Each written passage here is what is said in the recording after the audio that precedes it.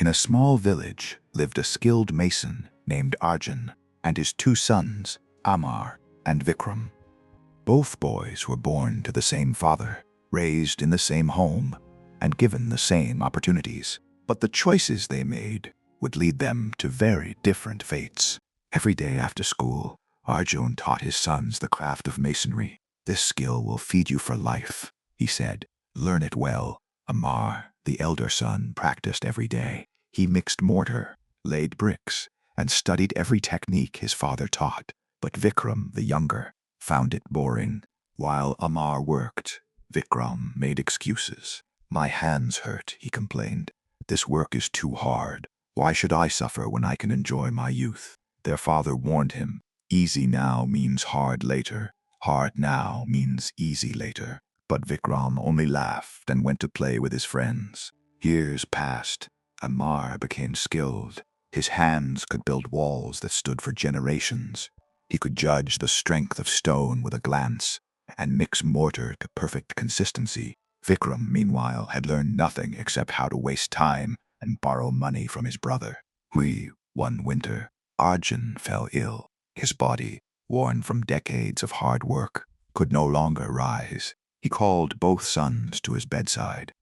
"My time is coming," he said weakly. "I have little money to leave you, but I give you something more valuable." To Amar he gave his tools: the trowel, the level, the hammer he had used for 40 years. To Vikram he gave a small bag containing 200 rupees. Vikram smiled, thinking he had received the better gift. Amar accepted the tools with tears, understanding their true value. Within a week, Arjun passed away. The village mourned the loss of a good man.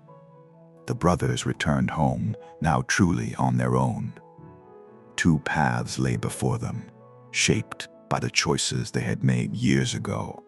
Vikram felt lucky. While his brother had only old tools, he had cash. He bought new clothes, ate at restaurants, and spent his days in leisure. "My father finally gave me what I deserved," he thought. The money felt endless in his hands. Amar took his father's tools and went to work. His first job was building a wall for a merchant. The work was hard. His back ached, but his hands remembered every lesson. When he finished, the merchant was impressed. "This wall will last 100 years," he said, and paid Amar well. 2 months passed.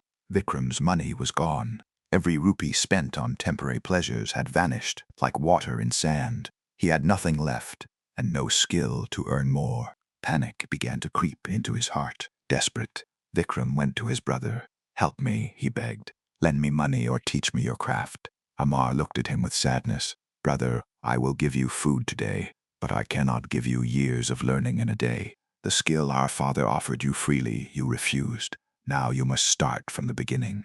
Vikram tried to learn, but his soft hands blistered. His back, unused to labor, screamed in pain.